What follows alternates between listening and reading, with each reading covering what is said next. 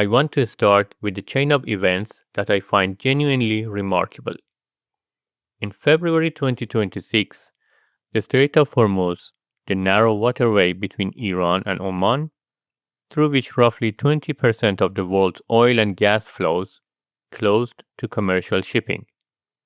That sounds like an energy story, and it is. But it is also the beginning of something else entirely.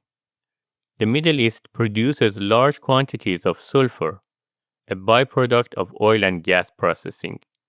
That sulfur is the primary raw material for making sulphuric acid. When the Strait of Hormuz closed, global sulphuric acid supply tightened immediately.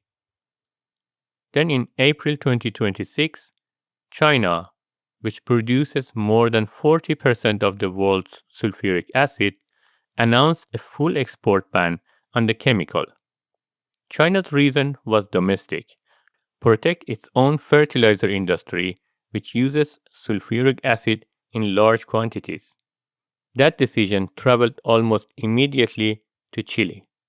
Because Chile, the world's largest copper producer responsible for nearly 24% of global mined copper, uses sulphuric acid in large quantities to extract copper from lower-grade oxide ores.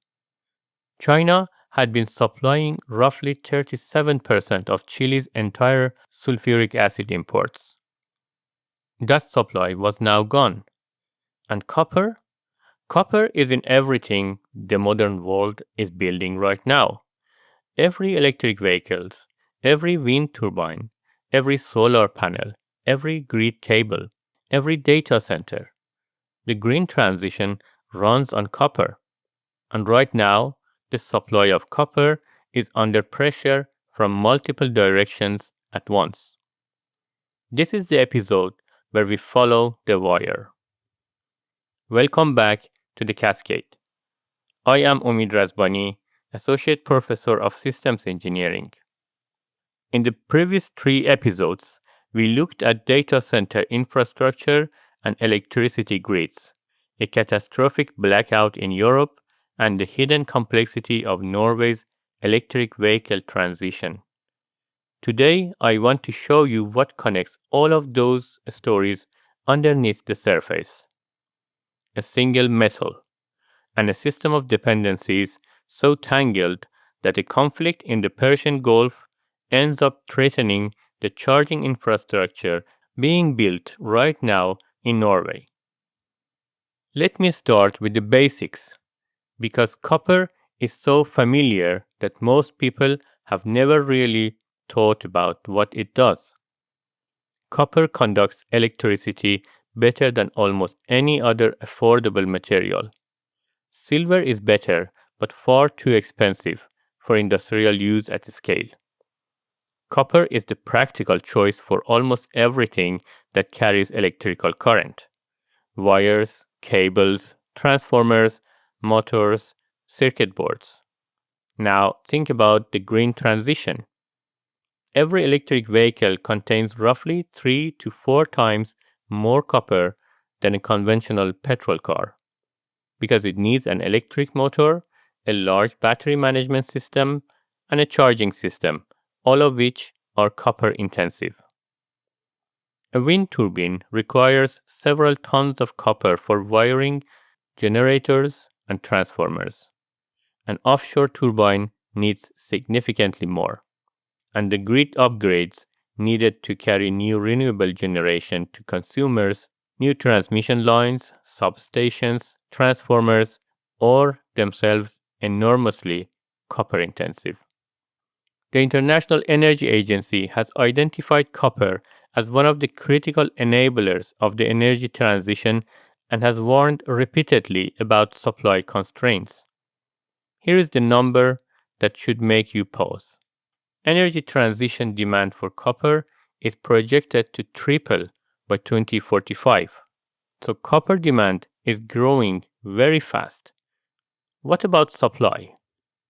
Copper comes from mines, and mines take a very long time to build. From the moment a copper deposit is discovered to the moment it produces its first ton of refined copper, the typical timeline is 16 to 17 years. That includes geological survey, feasibility studies, environmental permitting, community consultations, construction, and ramp up. In many countries, the permitting process alone takes a decade or more. This is a structural feature of the mining industry that does not respond quickly to price signals. When copper prices rise, as they have dramatically in recent years, mining companies begin the process of developing new projects. But those projects will not produce copper for 1 to 2 decades.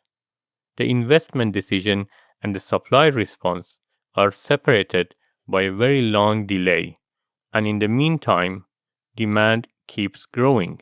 Bloomberg NEF's Transition Metal Outlook projected that copper demand for the energy transition could push the metal into structural deficit as early as 2026, this year, and that without major investment in new projects and recycling, the cumulative deficit could reach 19 million tons by 2050. And this is not just a quantity problem, it is also a quality problem. The ore grades in existing copper mines are declining.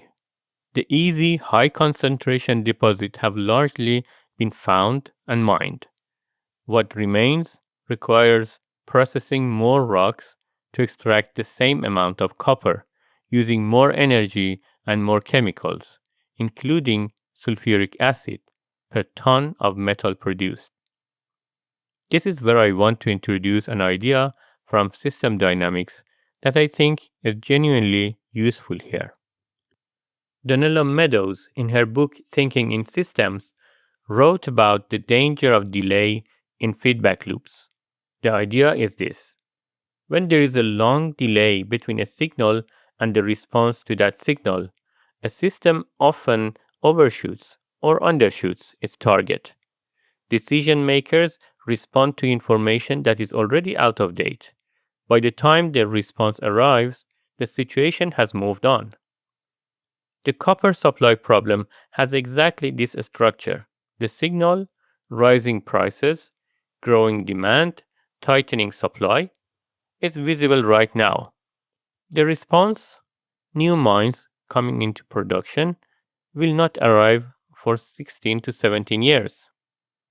In the meantime, the green transition accelerates, demand grows, and the gap between supply and demand widens. When the new mines eventually come online, the market will have adapted in various ways, possibly creating oversupply, and then the cycle begins again. This feedback structure with a long embedded delay is one of the reasons commodity markets are so volatile and so difficult to plan around. It is not a failure of intelligence or foresight. It is a structural feature of the system. Now I want to tell you about sulphuric acid because this is where the story becomes genuinely surprising. Copper exists in two main forms in the ground: sulfide ore and oxide ore. Sulfide ore is processed using traditional smelting. Oxide ore is processed using a chemical method called heap leaching, followed by solvent extraction and electrowinning. SXEW for short. An SXEW requires sulfuric acid, lots of it, up to 22 tons of acid per ton of copper from low-grade ore. This leaching method accounts for roughly 15% of global copper production. It is the method that makes lower-grade deposits economically viable. Without it, a significant fraction of the world's copper production simply stops. Chile, the world's largest copper producer, gets roughly 37% of its sulfuric acid from China and another 24% from Peru. It has no domestic sulfur production on its own. It is structurally dependent on imports. The Middle East conflict disrupted sulfur shipping through the Strait of Hormuz from February 2026.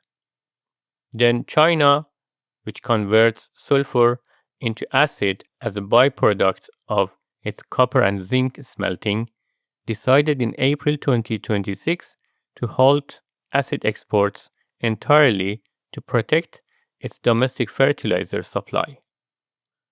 Chinese shipments of sulfuric acid to Chile suddenly dropped to zero. In March 2025, China had exported more than 150,000 tons of acid to Chile. In April 2026, that number was zero. S&P Global Analytics told Reuters there is no quick fix. Shipping sulfuric acid is logistically difficult. It is a corrosive, dangerous chemical requiring a specialized vessel and handling. Alternative suppliers exist in Japan, Korea, and Peru, but they cannot rapidly scale up to replace Chinese volumes. Even if they could, routing that supply to Chilean mines takes months to organize. The result is Chilean copper producers are planning for output constraints driven not by a lack of ore or equipment, but by a shortage of a chemical input that barely appears in any strategic analysis of the energy transition. I find this genuinely striking. Every major report on the green transition discusses copper. Most discusses mining investment timelines.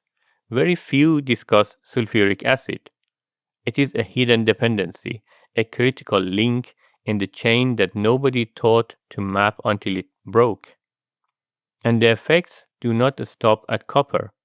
The same acid ban affects Indonesian nickel production, nickel being a critical battery material.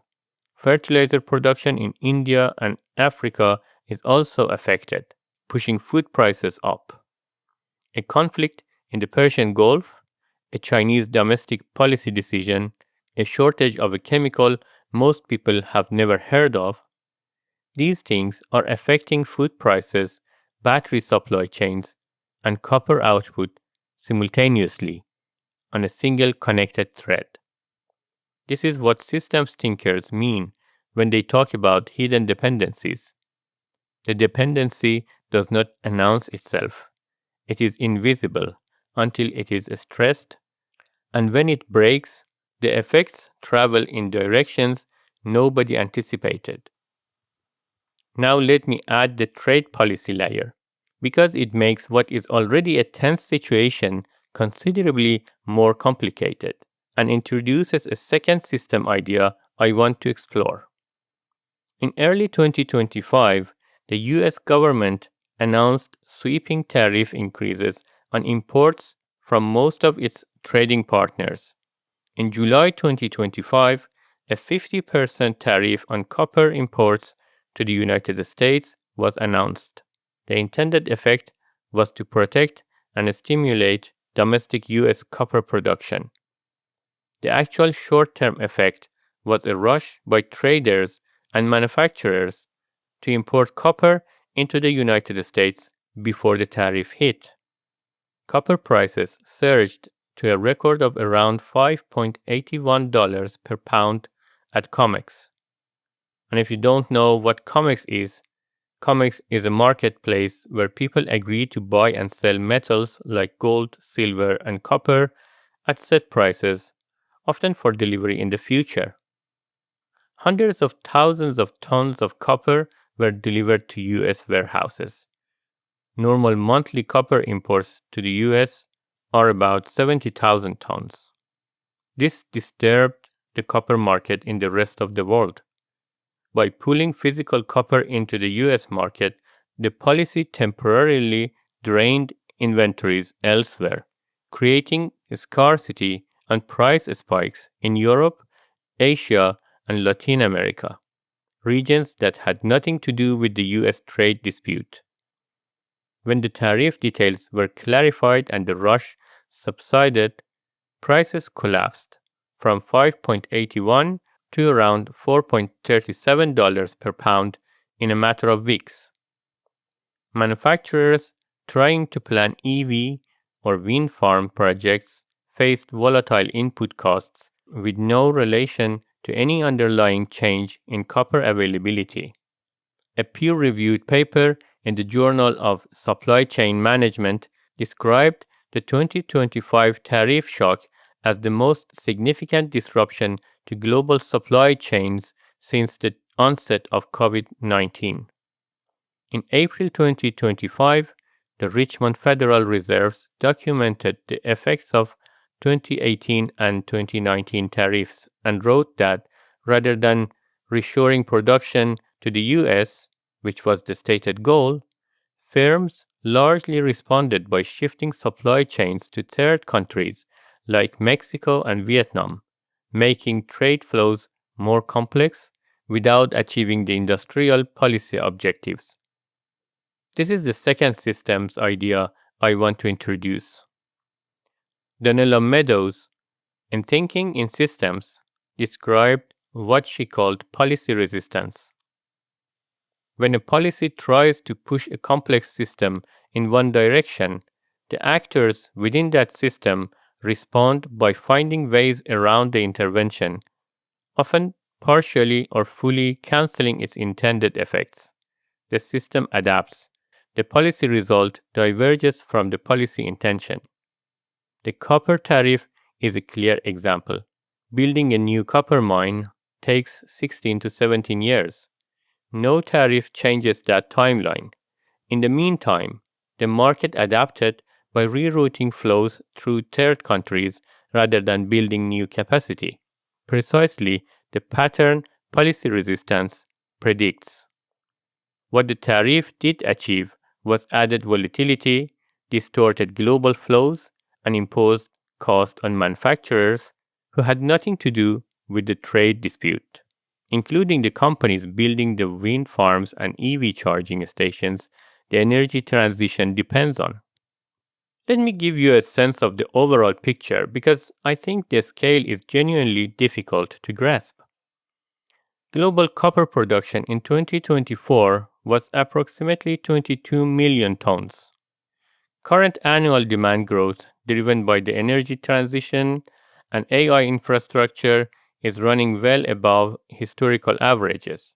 International Energy Agency projects that the market requires an additional 10 million tons of copper per year by 2040 relative to the current production. There are no known deposits of that scale ready to be developed. The global pipeline of new copper projects is widely acknowledged to be insufficient to meet projected demand. The International Energy Agency has stated explicitly that without a major acceleration in investment in critical mineral supply chains, the clean energy transition will be delayed or made significantly more expensive. Now, layer on top of that everything happening at the same time. The sulphuric acid disruption from the Hormuz closure and the Chinese ban is squeezing copper output precisely when demand is growing fastest. The US tariff volatility is imposing planning risk on every project that uses copper. The 16 to 17 years mine development cycle means there is no rapid supply response available. And ore grades are declining, which means more energy and emissions, more chemicals, and more cost per ton, pushing up the price of every green technology that depends on copper. None of these pressures was designed to interact with the others. They emerged from independent decisions made by independent actors in different parts of the world. A military conflict, a domestic agricultural policy, a trade policy, a geological reality, an investment cycle, each one local and rational in its own context. Together, they form a constraint on the green transition that nobody planned and nobody has a clear plan to resolve. Norway is not a copper producer in any meaningful scale. it is a copper consumer, and it is becoming an increasingly large one. The EV charging infrastructure expansion we discussed in episode 3 requires copper for every charging point, every cable, and every grid connection.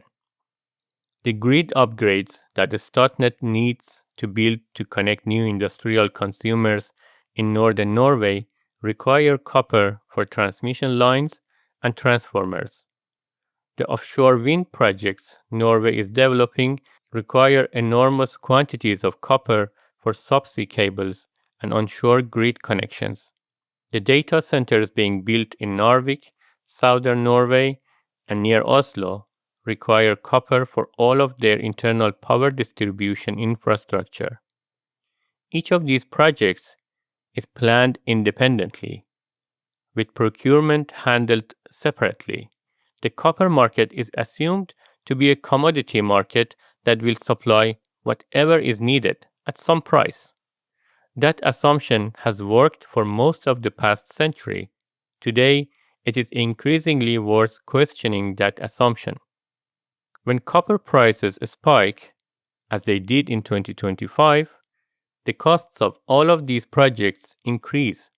Construction budgets are exceeded, timelines slip, the cost of the LVA grid upgrades that ordinary households are already paying for through rising network tariffs goes up.